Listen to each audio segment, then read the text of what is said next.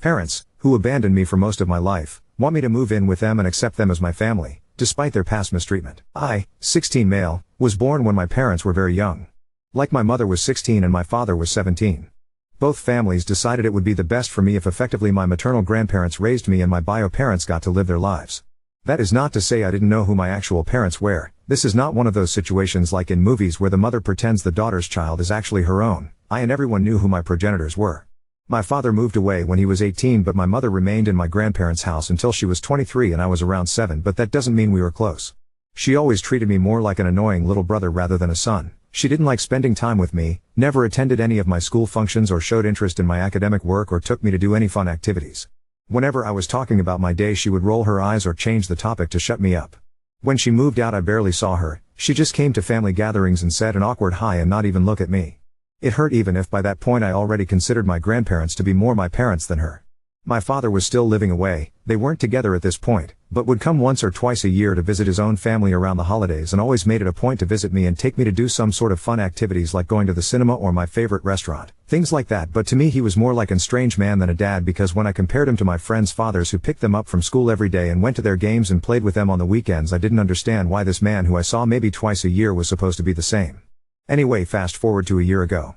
My father moved back to the same city where we live. He tried to hang out with me more often, but I wasn't really interested, although sometimes I complied. I don't hate him, I just don't know him. I even had a bedroom in his apartment, which is cool because he lives in the center of the city. Behind everyone's back, both my parents had started hang out, and a couple months later they announced they were dating. It was a shock. They asked me to move in with them to my father's apartment, which I refused, but they argued that we could finally be a family. I was about to start an argument on them when my grandma just said that changing school districts would be very inconvenient and I could lose all my friends, and the situation de-escalated by itself, although my parents didn't let go of the idea. My parents asked for me to spend more time with them, and this was particularly frustrating because even though I never had any particular tension with my father, I most definitely do with my mother. I don't like being around her, and she's treated me poorly my whole life, and I feel like she's now only trying to save face because she knows my dad wants me there. Now onto the issue. Last week they both came into my grandparents' house. They announced they were going to buy a house nearby in the neighborhood so that I can finally move in with them. I immediately said no, and when they said that changing schools would no longer be an issue, I found myself in a corner, and I said that was never the problem and that I just simply don't see them as my parents and don't want to live with them. That's when they dropped the bomb on us. Not only they wanted me to move in with them so we could be a family, but my mother was pregnant, so we were going to be a bigger family even. I was shocked and I blew my lid on them. I told them they were the worst parents in the world and that they abandoned me for 16 and now they were going to bring another child into the world and do the same to them. And they never apologized for treating me like garbage, like a mistake they made and making me feel like I wasn't supposed to exist and dumping me to be other people's responsibility, and only now that they feel like they care they want to be my family. My mother screamed back at me, telling me I was a brat and that she wasn't going to make the same mistakes twice raising her second baby, and I told her she never raised me to begin with, and my father said that they were young and trying to do the best they could. Well, guess what? The best you could was pretty effing bad. I stormed out and went to my sobbing. I've been very depressed for the last week. They have both called and texted since, but I ignored them. My grandparents agree with me that I shouldn't move and that my parents shouldn't expect me to be all loving and forgiving after how they've treated me. However, they believe they are starting a new chapter of their lives now that they are more mature and stable, which I guess leaves me behind. I've also had time to think that Ime the same age my mother was when she had me, and what a huge responsibility that must have been. However, I still can't forgive them. Ada for the way I reacted to the news. Edit. Thank you everyone for the verdict of NTA. I feel better and it has somewhat cleared my mind. Also huge thank you to all that are commenting about how awesome my grandparents are. I'm planning on showing them this post so they can see how much everyone can see the amazing kind of people they are, and they deserve all the love and appreciation I could possibly give them and more. I've also come to the conclusion that I have a lot of resentments and unanswered questions as well as misgivings about the future that I need to set straight with primarily my father. He needs to know how I grew up and I need to know why he abandoned me. I also feel like I need to warn him about my mother because I am worried about my sibling being abandoned and mistreated like I was, so I'm preparing a list of points and questions that I want to bring up to him, and we'll meet tomorrow or the day after and I'll confront him with all of these to hopefully get some sort of closure or resolution. Update 1. For those of you who didn't read my op, the gist of it basically was that my 16 meters parents had me when they were very young, 16F, 17 meters, they got separated and left me to be raised by my maternal grandparents. My mother was around but couldn't care less about me, but my dad went away and we had very sporadic but positive contact. Now he's come back, they're back together, they're having a new baby and want me back into their lives. I refused and told them they're horrible and shouldn't have kids, which brings us to the op. First of all, I shared my post with my grandparents and they were so surprised by it. They were very happy to see how many people commented about how amazing they are, and I, in turn, also took the opportunity to tell them how much I loved them and how much I appreciated everything they had ever done for me. They are my real parents and nothing is ever going to change that.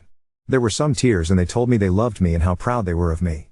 They never thought of themselves of doing something special or worth so much appreciation. They were just taking care of family, but they are the best. After that I started trying to collect my thoughts and arranging a meeting with my father to discuss the things that were bothering me. Why did he abandon me? Why did he think he could just reappear into my life like that? That I wasn't going to move in with them and I didn't consider them my parents because they never acted as such, etc. Update 2. Also, intermediately after I was born, my mother had postnatal depression and the doctors advised them to not completely remove them from her side or more damage to our relationship could be done, and my grandparents wanted her to eventually love me as a son. One thing to note about my father that I didn't mention in my op is that even when he was in college he worked part-time to pay child support, and once he started working in a law firm he started sending more money to my grandparents and set up a college fund for me, which was news for me. My grandparents don't know about this but my mother does, so I don't know what to do with this information. My father thought of me all the time he spent away and believed he had left me with a happy family and that he was working to give me a better life, but I followed his life trough social media. He went to parties, vacations, had girlfriends and did lots of fun stuff and barely had any contact with me. I asked him why couldn't have he made more of an effort to be a part of my life? Like, I understand if he needed to study in another city and work there, but it's no effort to call or text. Coming once a year just doesn't cut it. He looked ashamed and apologized to me, and I took advice that I saw in a lot of the comments here that I would forgive but not forget, and that maybe we can build a relationship going forward, but it will always be marked by his actions in the past. If he hasn't been my dad for 16 years, he can't start now. He seemed sad but accepted my conditions. I then told him about my concerns about my mother, told him how bad he treated me as a child, that I did not think she would be a good mother for my sibling, and that I wanted to go low/no contact with her. He said that after he left for college and they broke up he would call her once in a while to check up on things, but that quickly ended, and when he came back she explained to him that her and I had a great bond, and, even though we didn't see each other daily, it was because I was in those teenage years and that she loved spending time with me and had been a very hands-on mom. I told him that all that she said was a lie and that she never cared for me. He obviously read the stuff from my post, but I also told him other things, like when she would ask my grandparents babysitting money for taking care of me, or that she would call me annoying or disgusting to my face when we still lived together, and that severely messed me up. He was very serious and said he would talk to her, but that he really would not allow a child to be treated like that, and that he was sorry for letting that happen to me. Lastly, he told me I would have a bedroom in his house, but he understood perfectly that I would never live there.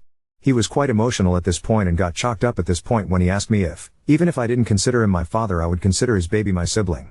I said of course, and that I planned to be a very active part in their life if I could. He started crying and asked if he could hug me, and this time I agreed. I am happy about the resolution of our conversation, and I really do believe he will be a good parent for my sibling. Update 3. So, a lot of you warned me about the shit hitting the fan, sort to speak, when my bio mother talked with my dad, and today that's exactly what happened. My father sent me a text early in the morning warning me about the fact that he was going to confront my mother and that he didn't want anything to splash to me, and reassured me that he believed me completely, and I braced myself because I expected for her to call me berating me or something. I truly don't care about what she thinks, but these past few days have been emotional draining and I wasn't sure if I was ready for another full-blown out confrontation. Using Reddit to vent has been helpful though. After a few hours my mother pulled into our house and let herself in, screaming like mad and calling me every name in the book, saying I had ruined her relationship and asking me why had I been blabbing about private matters that don't concern anybody. I said that my childhood matters to me and my father, who is also going to be the future father of her child, and that her actions ruined her relationship. She called me an asshole and said I was the biggest fucking mistake she's ever done in her life. I didn't know she could still hurt me, but that was a low blow, and I said that I would do anything in my power to take her baby away from her because she was a monster of a mother. We were screaming at this point, and my grandparents, who were in the backyard, must have heard us, and entered the room and separated us and heard part of the fight. I was fighting tears, and my grandma walked me upstairs to my room as my grandpa screamed to my mother how dared speak to me that way. My grandma soothed me a little and then went to confront my mother with my grandpa. I heard from the door how they ripped my mother a new one. They confronted her for telling me the things that she did, for treating me like garbage all my life, and for lying to my father. They told her how disappointed they were in her for always treating me with disgust, and how many excuses they made for her, thinking she was a child trying to raise a child, but she was now an adult and her behavior continued the same, and they said they were on the path of disinheriting her. My mother was screaming about how hard it had been for her and how much she hurt, but my grandparents were having none of that. They raised me and she was allowed to have the life she wanted and to take all the decisions she wanted without repercussions ever, and I even heard them say that if there was any custody battle ensued over the baby to come, they would take the father's side unless she radically changed everything about her behavior. They went outside for a while, so I don't know what they said, but eventually they came into my room and my grandparents looked extremely serious, and my mother was red and crying and apologized to me through gritted teeth. I didn't respond, but my grandparents said on her behalf that she was going to start therapy immediately and she was no longer welcome in the house. I called my father after the debacle and he was furious. He talked to my mother before going to a work meeting thing or something, and he confronted her about everything.